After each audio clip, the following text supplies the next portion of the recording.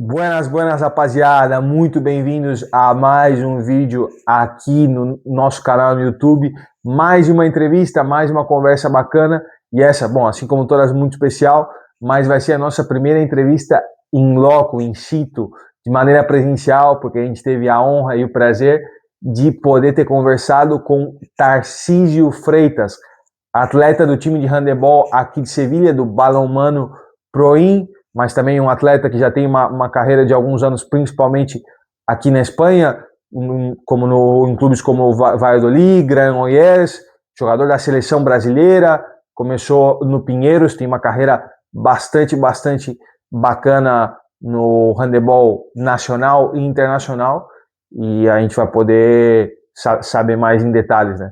Mas aí, rapaziada, já deixa aquele like, compartilha o vídeo, se é novo no canal, se inscreve aí. E é isso aí, espero que curtam a entrevista. Nos vemos. Mas, Tarcísio, para a gente começar, cara, eu queria te perguntar um pouquinho dos teus inícios, né? Sei que tu veio lá de Cariacica, né, no Espírito Santo. Cara, em que momento tu começou a se interessar pelo handebol? Sempre foi o teu esporte, assim, que tu gostou? Como é que foi esse Cara, início, assim? na verdade o handball era muito forte na minha escola. Eu estudava no Colégio Castro Alves e era um esporte muito forte na minha escola. Só que eu sempre fui um cara que gostou de fazer esporte. Fazia de tudo. Fiz judô, fiz natação, fiz futsal, fiz futebol, Sério? fiz taekwondo. Cara, competi em todas e sempre gostei. Sempre fui um cara com muita energia e tudo mais. Sim. E aí, bem engraçada essa história. Tinham jogos internos, como em qualquer outra escola. E o time de futsal era o primeiro a encher. E aí a professora falou, ó, só vai fechar o time de futsal quando fechar o time de vôlei e de handebol. E eu era sempre grande e tal, eu falei, cara, vou jogar. E aí joguei, e aí o treinador do time do colégio foi o árbitro do campeonato. E aí ele falou, ó, pô, você quer vir não na escolinha fazer um teste, ver se você gosta, ver se tal. Fui, gostei, me apaixonei. E aí, desde então, fui jogando, até que em 2018 eu fui pro Pinheiros, em São Paulo.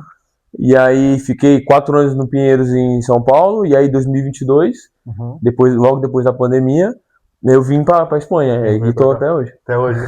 Cara, e quando tu começou, assim, no handebol, e que diferenças, assim, tu notou em relação dos outros esportes? Porque tu falou que jogou vários, né? O que tem diferente, assim, do handebol? Pode ser parte física, na parte técnica de jogar, assim, comparado com os outros esportes? Né? Ah, cara, eu gosto muito do handebol por conta da dinâmica. É um esporte muito dinâmico. Então, ao mesmo tempo que você ataca, você defende, e aí você tá o tempo todo, tem que estar atento, porque é uma bola que você tá meio dormindo, meio amarrando o cadarço, o cara faz o gol. Então você tem que estar ali sempre atento. E aí eu gosto muito dessa parte de estar sempre em atenção, sempre focado. Eu acho que é a parte que eu mais gosto, assim, do esporte, por assim dizer. E nesse teu início, até antes mesmo de tu chegar no Pinheiros, teve algum momento assim que te marcou assim, né? Nessa transição assim de jogador mirim para jogador profissional, assim? Cara, eu acho que foi a minha primeira convocação para a seleção, assim. 2017, eu fui convocado para a seleção de base da seleção. E aí, quando você chega lá, você vê a galera que tá vivendo mais disso, né? A galera que era de São Paulo, que tem a parada mais forte. Sim, ali. Porque até então, jogava na escola, jogava com meus amigos. Óbvio, a gente tinha uma cobrança, tinha um trabalho sério, mas um certo limite de ali entre escolas e tudo mais. E aí você vê a galera jogando em clubes grandes, em clubes que campeões nacionais, joga competições internacionais, e você fica, cara, pô, eu acho que é outra coisa. Eu acho que eu tenho que fazer algo mais. Eu tenho e eu acho que talvez é isso mesmo que eu quero pra minha vida. E eu acho que foi nesse momento aí, a primeira convocação pra categoria de base ali, com meus 17 anos. Eu acho que foi a virada de chave, assim. E quando tu chegou no Pinheiros, assim, tu se sentiu como assim, claro, Pinheiros é um time bastante profissional, né? Não só no handebol, mas em vários esportes, né? Tu sentiu, assim, já como um passo a mais, né? Quando tu falou a questão da cobrança, claro, tá num time profissional, assim, como foi essa tua transição pro Pinheiros, que é um clube bastante importante, né? Foi a situação de chegar no Pinheiros e você ver jogadores de seleção, jogador que jogou Olimpíada, jogador que é o melhor jogador do Brasil na atualidade, ou jogadores que tem uma projeção muito grande, e você fala, cara, isso aqui é sério. Já não é mais meus colegas, não são mais meus amigos. Aqui a parada é séria. E você pegar e viajar num final de semana para poder jogar uma competição. E aí eu tava acostumado com o quê? Treinava o ano inteiro, jogava uma semana. Treinava o ano inteiro, jogava uma semana. E aí chega no Pinheiros, cada semana você tem um jogo. Você tem que preparar, você estuda o seu adversário. E você fala, cara, isso aqui é profissional realmente, porque eu tô estudando o que o cara faz. Então, já deixou de ser um hobby. Já deixou de ser uma coisa que eu só gosto. Não, virou uma profissão. Sim, isso aqui virou uma profissão. Trabalho, já. Um trabalho, obviamente.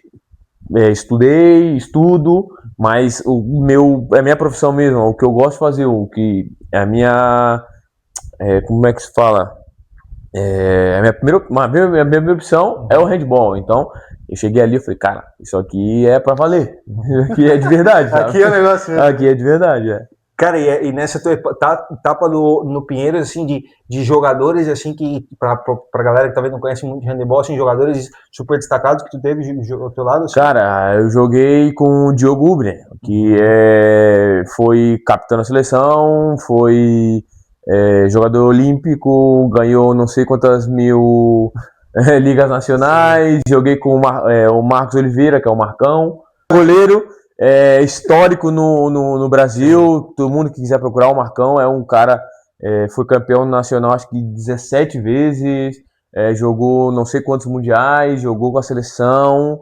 E aí você tem esses caras ao lado e você é um moleque querendo, a galera fala, né, querendo comer o mundo ali, sim, comer a bola. E aí você vê os caras ali e você fala, mano, eu quero ser igual a esse cara, eu quero ser melhor que esse cara. E aí você vai e você meio que vê o seu ídolo e você tá ali do lado a lado, você tá conversando com ele, você aprende com ele no treino, ele te dá uma dica, você fala, cara, é animal isso, tá? E quanto que tu diria que essa tua etapa no Pinheiros, cara, te ajudou para depois, quando tu chega na Espanha, né, chegar como mais preparado, com casca, assim? Cara, a parte 100%, assim, 100%. A minha etapa no Pinheiros foi muito importante para eu poder chegar aqui e ter um bom rendimento, porque eu vivi um pouco de tudo. Vivi um pouco ali do cara saindo da base, indo pro profissional, um cara no profissional tendo que se provar, e aí depois um cara que tá no profissional e já se provou ali, e aí foi o momento que eu vim pra Espanha. Então, eu aprendi muita coisa no Pinheiros, muitos altos e baixos. Aprender, quando você tá jogando bem, você tem que manter, e quando você tá jogando mal, você tem que fazer algo para poder voltar a jogar bem. E aí aprendi muito com a galera de lá, porque tinha muita gente experiente, muita gente que jogou Olimpíadas e tudo mais, então já tinha vivido muita coisa no esporte. Então a galera te dá aquele apoiozinho, te dá aquela moral, e aí você tem que meio que aprender, você tem que ir com a cabeça aberta para aprender. E quando você chega aqui, muda o idioma, muda o jeito da galera, aí você tem que saber se adaptar. E aí você estando fora da sua zona de conforto, igual eu estava, morando longe da minha família, num lugar que a galera tem outros costumes, isso me ajudou bastante. E chegar aqui e não sofrer tanto esse baque que muita gente que sai do Brasil, de alguns lugares que está em casa e vem direto para cá, sofre um baque maior por conta disso. Maravilha. Então, indo para a tua passagem na Espanha, né, principalmente pelo Valladolid, né, cara, como é que foi essa chegada? Em que momento aparece a oportunidade, né? E perguntar assim um pouco as primeiras impressões que tu teve do país. Tu comentou ali a questão do idioma, né? Foi muito difícil para tu aprender. Um pouco os teus inícios aqui na Espanha. Quando eu cheguei no Valladolid, eu cheguei em janeiro, dia, se eu não me engano, foi dia 14 de janeiro. Claro, saí do Espírito Santo, calor, praia, tava fazendo 40 graus. Sim. E aí em São Paulo, não, em São Paulo faz um pouquinho mais de frio, então eu tinha uma blusinha de frio ali, um casaquinho aqui e tal. E aí eu vim pensando, pô, vai estar frio, beleza. Vim com a calça jeans, uma blusinha de frio e tal. Aí eu chego, desço do avião com 40 graus, tá fazendo menos 6. E aí eu falei, o que tá acontecendo, sabe? Eu falei, onde que eu tô?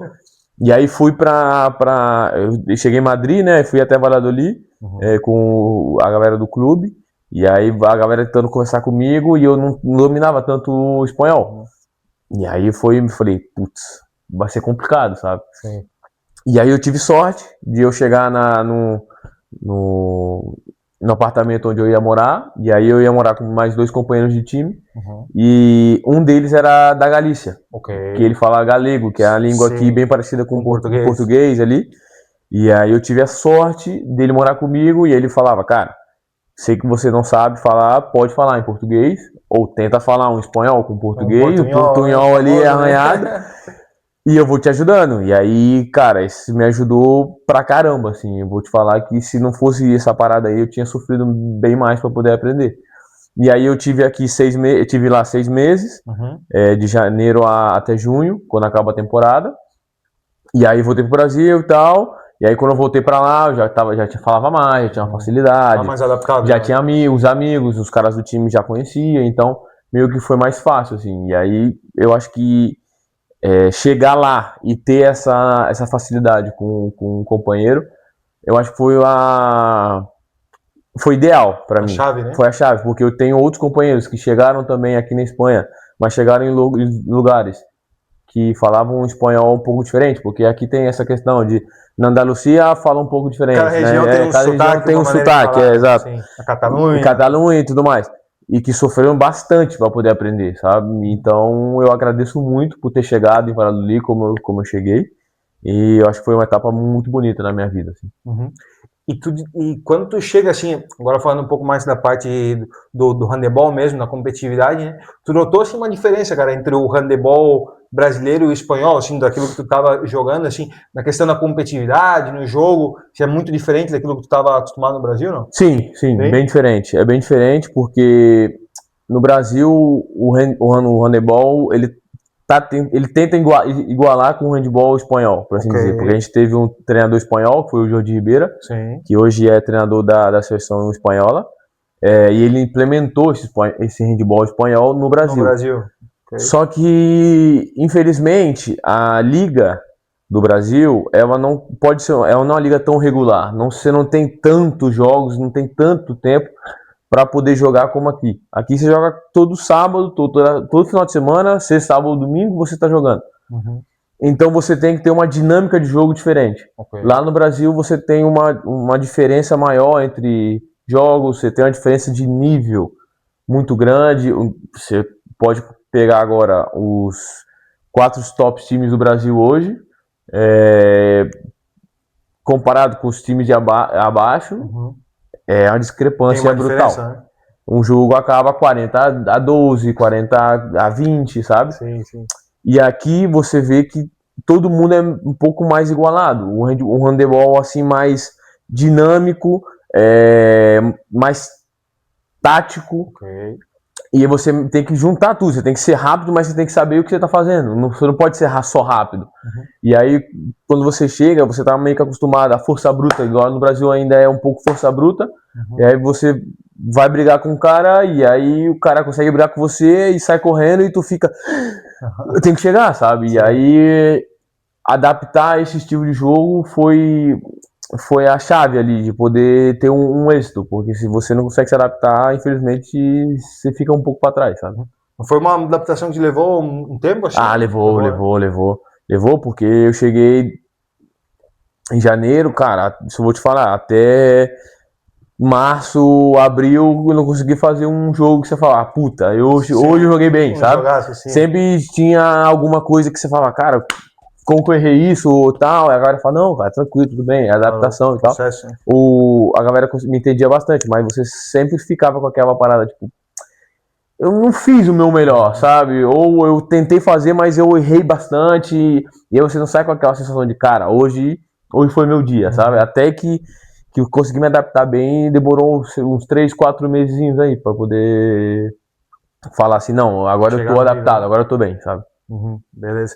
E assim, né, na etapa tua no Valladolid, cara, em questão assim de, por exemplo, dos campeonatos, assim, o qual vocês chegaram assim nas campanhas que vocês fizeram assim? Cara, em Valladolid, o primeiro ano que eu cheguei foi um ano difícil, um ano complicado, a gente estava brigando para não cair.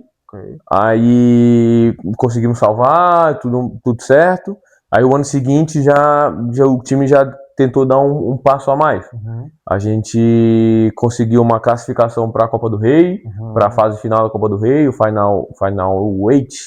Final 8 pode ser, Final 8.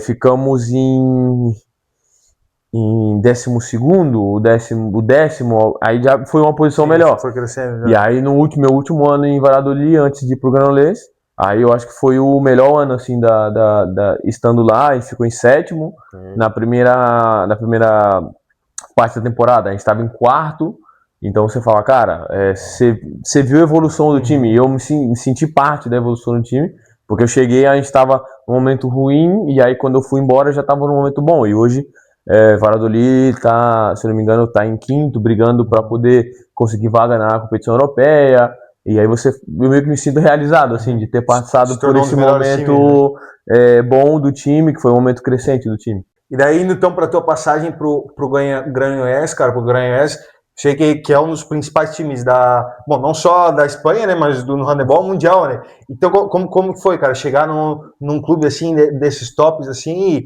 e a tua progressão, claro, estava num momento mais desenvolvido da carreira, assim, né? Mas como é que foi esse início? Cara, foi uma realização de sonho, pra assim dizer, porque por mais que talvez eu não conhecia tanto do handball, você sempre escuta falar do Granollers, você sempre escuta falar que o Granollers foi campeão da Recopa, o Granollers foi campeão da Liga, o Granollers sempre teve jogadores muito bons, sempre foi um time muito grande, e aí chego lá, um ídolo espanhol, que é o Antônio Garcia, era meu companheiro de posição, e aí, no primeiro ano que eu chego, a gente consegue ganhar do Barça, a gente joga a competição europeia e quase classifica para o main round da competição europeia.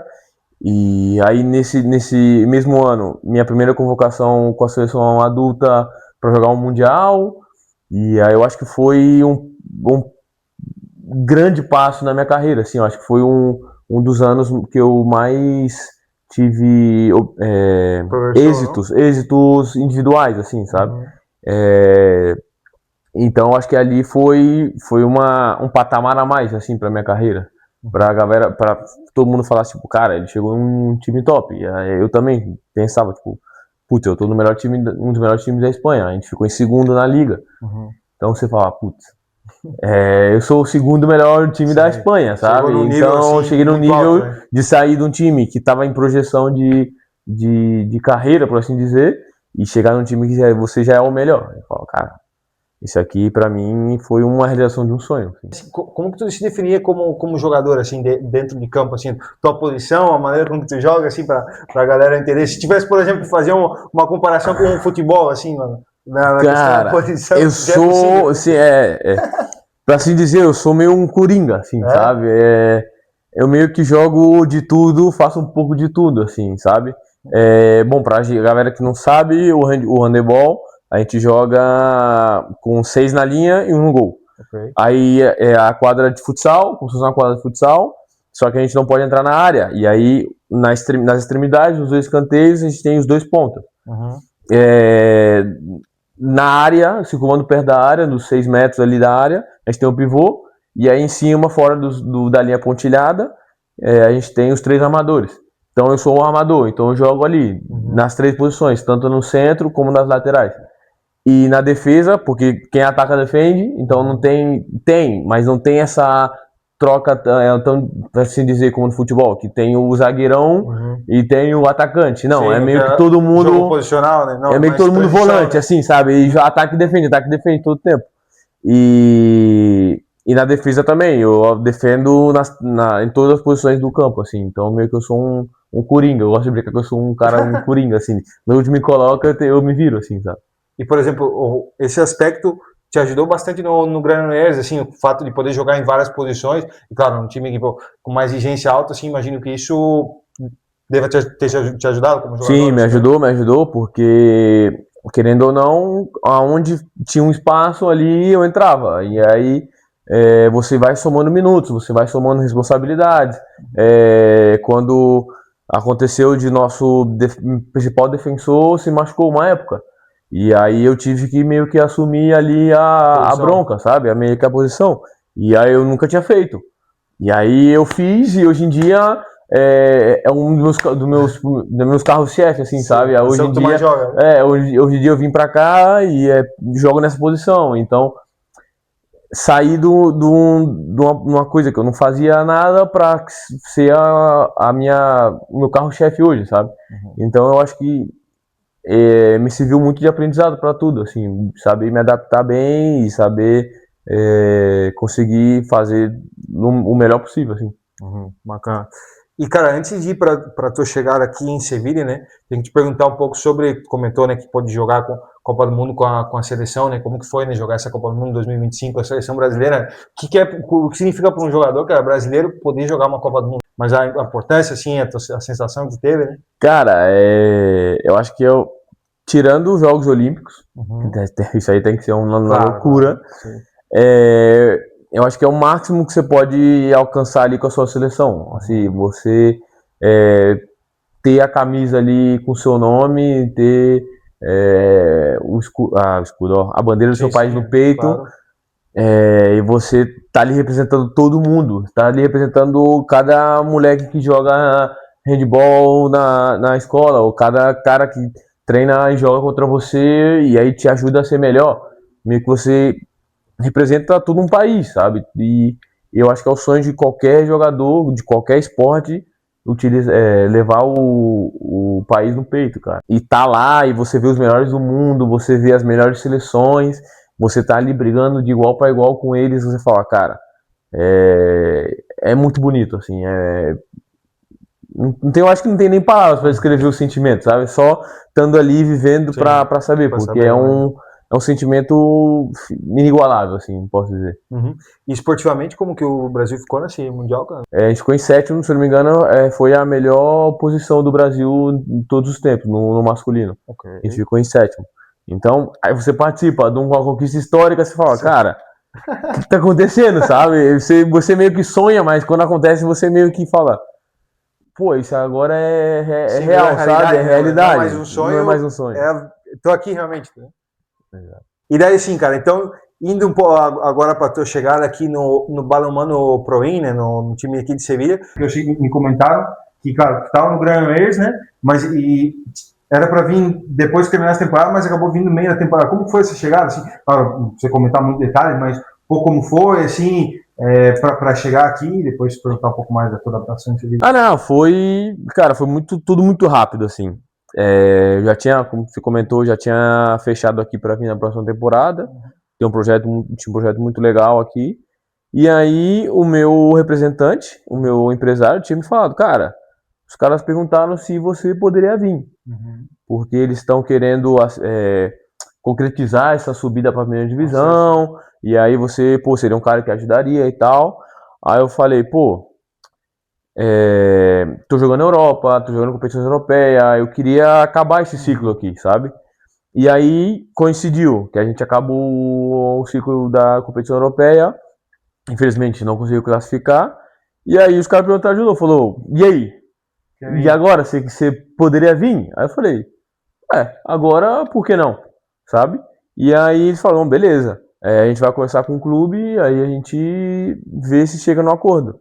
E aí eu falei, não, obviamente, não quero deixar de mão o Granollers, eu tenho contato com os caras e eu tô aqui, eu quero acabar com esse ciclo com o time, mas se eles não se importarem, por mim sem problemas. E aí a gente acabou, eu lembro até hoje, que a gente acabou o último jogo da Europa em casa, e aí chego no vestiário, tem uma chamada perdida do presidente daqui e uma mensagem.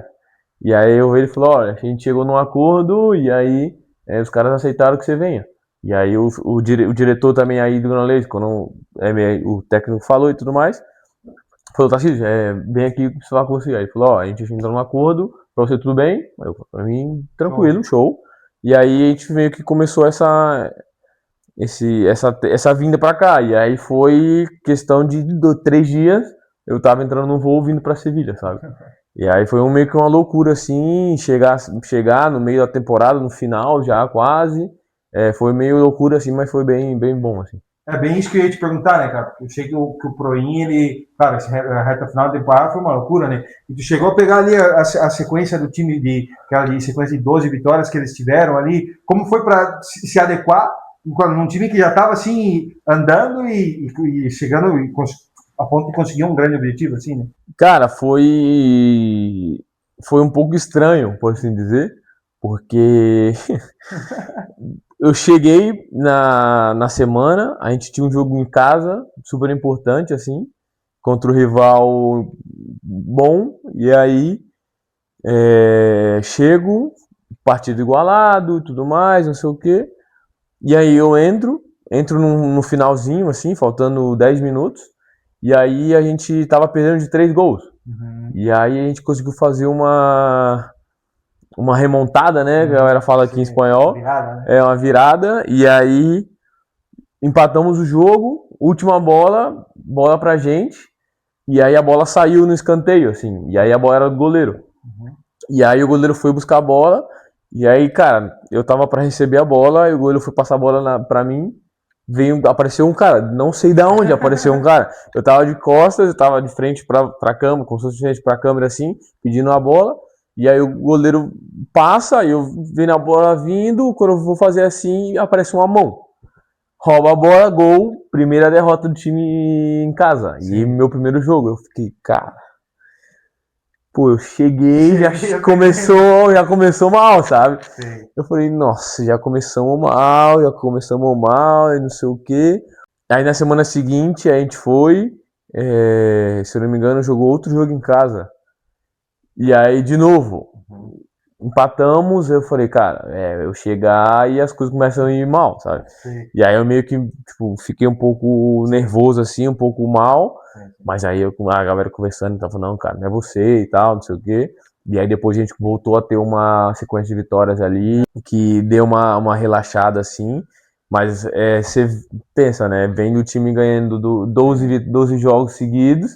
E aí você chega, perde o primeiro e você fala, cara, a culpa é minha, não deveria ter vindo sim. E tal. Mas o esporte é assim, um dia você tá mal, só que você tem que botar a cabeça que você tem que estar bem no dia seguinte, e aí depois, cara, conseguimos um objetivo ali, aí uma sequência de vitórias boas ali, ganhamos em casa, conseguimos o ascenso, a subida ali para a primeira divisão, e aí foi mágico, aí esse momento foi incrível, assim.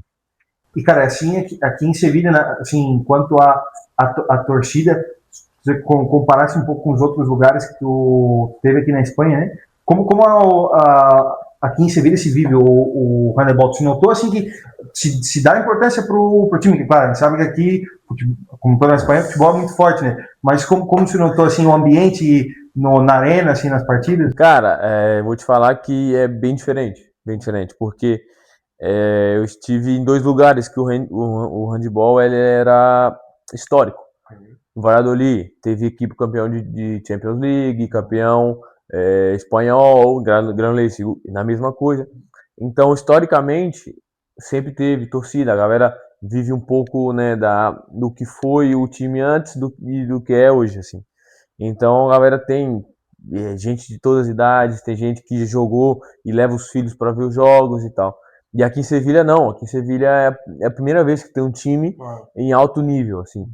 Então meio que é uma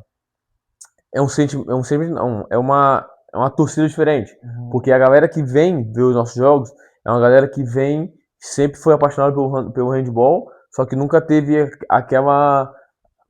aquele time para falar, sim, cara, esse time é top e esse é o meu time de referência. Então você vê que é uma torcida que te vê de uma maneira diferente, sabe? Porque a gente que chegou nesse nível, nesse alto nível. Então a galera fala, cara, meio que eu acho que não é a palavra, mas é o que mais parecido poderia dizer, que a gente é meio que ídolo da galera já, mesmo não ter feito nada absurdamente absurdo. Só que a galera meio que te vê com os olhos de ídolo já, sabe? Por você ter levado o time à primeira divisão, que nunca teve nenhum time de Sevilha à primeira divisão. Então é uma torcida bem diferente, assim. Uhum. E na questão estrutural, assim, do time, cara, que tu notou, assim, claro, que é um time que chega na primeira vez para a primeira divisão, né, mas é um time que já há um tempo tá se construindo, assim, questão de estrutura, assim, parte profissional, como que é o time, assim? Foi um projeto que o presidente, ele idealizou na cabeça dele, né, e aí ele foi e falou, cara, vou construir tudo do zero. Ele meio que começou o clube do zero, então você vê que tem algumas coisas que estão melhorando, que talvez em outros lugares que já estão mais consolidados tenham uma facilidade. Eu posso comentar para você que em pouco tempo eu posso afirmar que Sevilha vai ter um dos maiores clubes da Espanha, assim, porque o trabalho que a galera tá fazendo por trás do esporte, assim, é um trabalho sério, um trabalho bem importante, assim, que muitos clubes não têm o privilégio de ter. Então, a estrutura do clube em si ainda está em formação, mas quando acabe a formação, vai ser uma das mais tops, assim, sabe? E justamente nisso, né, cara, a próxima pergunta que eu quero te fazer é justamente isso, né? As perspectivas, né? Agora que o time está na primeira divisão, assim, claro, evidentemente que vai ser tudo novo, né? Mas, cara, objetivos, dentro do vestiário que vocês vão falando, assim, agora então, primeira divisão, assim, os objetivos, chegar na Europa, assim, próximas perspectivas para o time a partir de agora, né? O objetivo próximo ano é chegar, consolidar na liga, não vou falar brigar para manter, não, mas chegar para se manter na meio para cima da tabela, para daqui a 2 anos assim realmente falar, esse ano a gente vai brigar mesmo para poder ir para a Europa, sabe? Porque não dá para a gente dar um passo maior que as pernas, não dá para botar a carroça à frente dos bois, né? Por assim dizer. Então, pensando assim racionalmente, obviamente, falando pelo coração, todo mundo fala, cara, ano que vem estamos na Europa, porque tem aquela euforia de ter feito um bom projeto e tudo mais. Mas a ideia é essa, de ano que vem a gente tá ali no meio da tabela para cima brigando, e aí para os próximos anos já conseguir chegar na Europa. Cara, e assim, chegando no final, né? Olhando, por exemplo, a próxima Olimpíada, seleção brasileira, um pouco o que tu pode imaginar assim para tua carreira nos próximos anos? Assim? Cara, o meu objetivo máximo é conseguir chegar nas Olimpíadas de Los Angeles. Eu tenho trabalhado bastante ali para poder estar nas convocações, para poder manter um ótimo nível para poder brigar por essa vaga. É complicado, porque tem muita gente boa, graças a Deus. Mas meu objetivo principal assim é poder fazer um bom trabalho no clube, poder ser um líder aqui. Não falo de ser capitão, falo de ser um líder, como seja, não estou falando para eu ser uma estrela, mas de poder dar o máximo para a galera de poder ajudar com o que for, que seja 5 minutos ou que sejam 50 minutos na quadra, mas sempre poder ajudar o time a chegar nos objetivos e que também eu possa chegar no meu objetivo, que é as Olimpíadas. E se não acontecer, cara, não tem problema nenhum, eu vou brigar para ir para a seguinte e ir para 32, e aí até que também chega o final da carreira. Cara, e para a gente fechar assim, tivesse uma mensagem que quisesse deixar assim, tanto para a galera aqui de Sevilha, ou para a galera assim que talvez ainda não tenha seguido muito do handebol assim para acompanhar, algo para a gente fechar assim. Cara, primeiramente queria te agradecer pela oportunidade, e a galera que está vendo também, obrigado por estar assistindo. E a mensagem que eu queria deixar para vocês é: realize seus sonhos, busque, trabalhe, porque, cara, é muito bonito você se sentir realizado, né? Independente do que for, independente do que você queira ser. Eu acho que se você trabalha para conseguir seus objetivos e faz as coisas certas e consegue deitar na sua cama com a cabeça, com a consciência tranquila, eu acho que é a melhor coisa que tem, independente do que for. Sorte para vocês, sorte para você. Obrigado. E acompanhe o handball, cara, é bem bonito. Todo mundo fala que vê pela primeira vez, gosta. Então, eu convido vocês a ver um jogo, Liga Nacional, Sul-Americano ou até a Liga Espanhola, que vocês vão amar. Vai por mim que vocês vão gostar pra caramba. Então essa foi a nossa entrevista com o Tarcísio, rapaziada. A verdade é que é um cara espetacular, uma grande carreira, uma carreira assim já cada vez mais vai progredindo, né? E agradecer aqui o Tarcísio pela conversa, pela entrevista, também por ter aberto as portas pra gente lá na casa dele.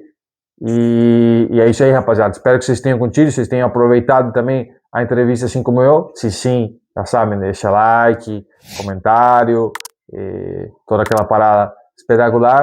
E é isso aí, rapaziada. Em breve estaremos de volta com algum outro vídeo. Hasta luego.